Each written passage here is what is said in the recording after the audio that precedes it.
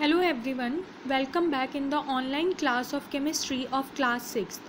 In my previous video, I have already given the explanation of chapter number 2 and some exercises of chapter 2.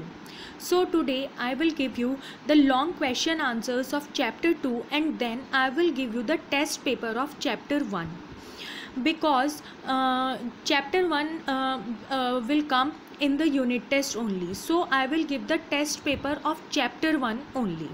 So now here is the question number 1 of the long answers. First question is, how does chemistry help us increase the production of crops? So the answer is, some elements like nitrogen, phosphorus, potassium and zinc are already present in the soil, but they are depleted after crops are grown, so some years on the same area. So we have to use chemical fertilizers to make up for the loss in the amount of elements. These fertilizers are based on the various chemical studies under chemistry. It is studied under chemistry. So chemistry helps us to increase the production of crops. We know very well that some type of elements are present in soil, but after some times these elements depleted or reduces from the soil. So we use some fertilizers, some pesticides to increase the capability of the soil. So here is the use of the chemistry to increase the capability of the soil.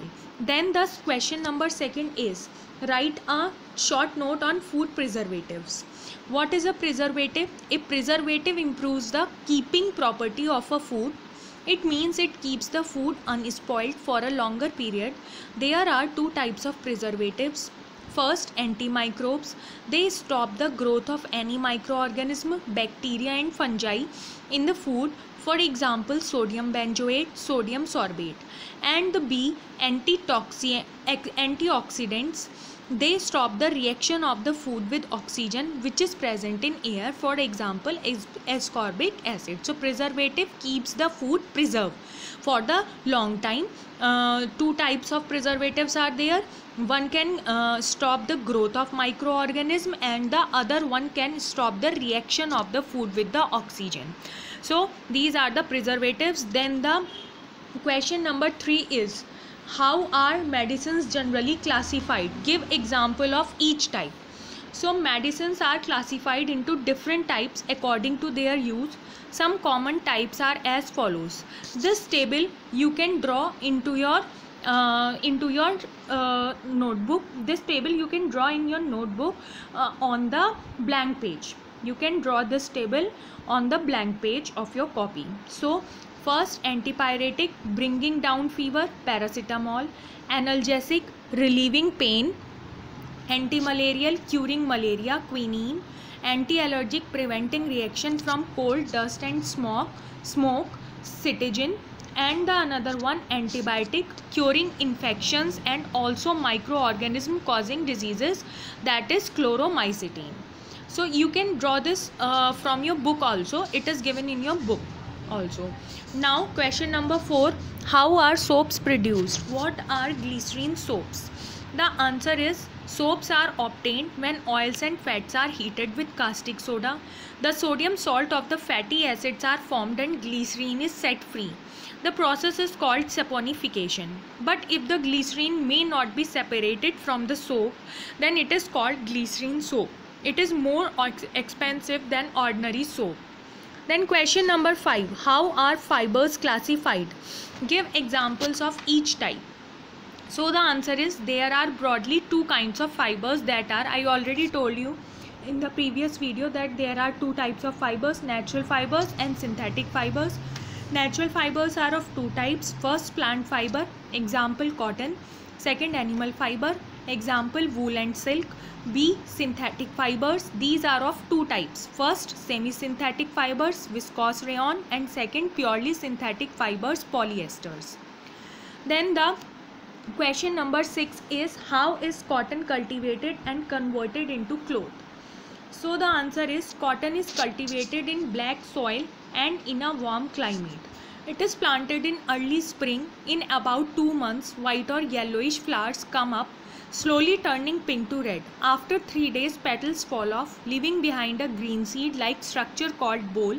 When bole is fully matured, it bursts, revealing the white fluffy cotton containing brown seeds inside. Cotton is picked up by the machine. I already shown you that machine by which the cotton is picked up.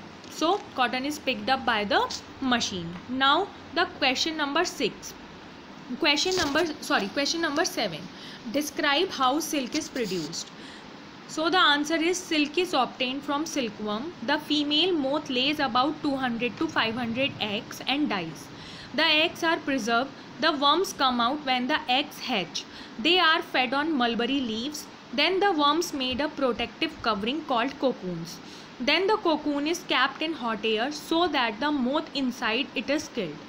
Then it is twisted into silk thread. So this is the making of the silk. I already told you silk is made by the cocoons. Here is the answer number 8. Question number 8 is explain what a polymer is and name at least one natural polymer.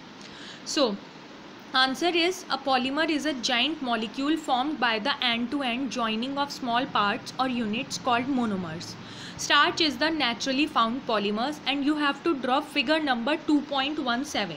It is given in your book, figure number 2.17 in the answer of this question. In the answer of this question you have to draw it, and it is on page number 19. It is on page number 19. Then the question number 9. Describe in short how viscose rayon is obtained.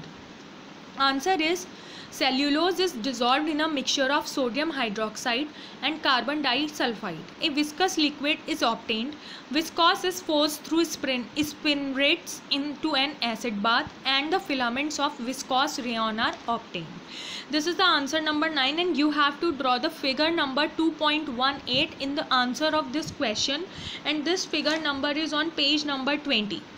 This figure number is on page number 20. Here your chapter number 2 is over. Now I am giving you the test paper of chapter number 1. I hope you learned this lesson already. I am giving this lesson for test because in your syllabus only lesson 1 is there for unit test 1. That's why I am giving this lesson.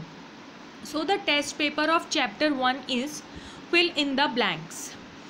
Fill in the blanks. This is of 6 marks. A.